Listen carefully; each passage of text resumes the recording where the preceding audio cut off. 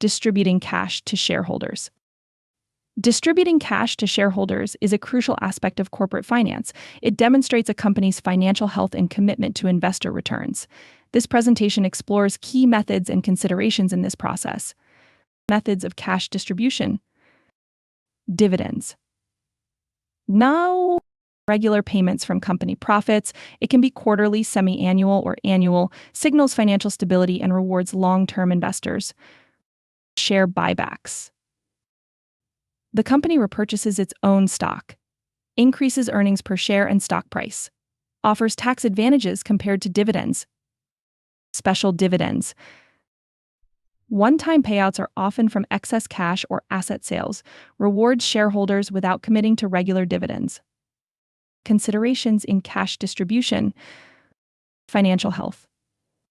Assess the company's cash flow, debt levels, and future capital needs before distribution.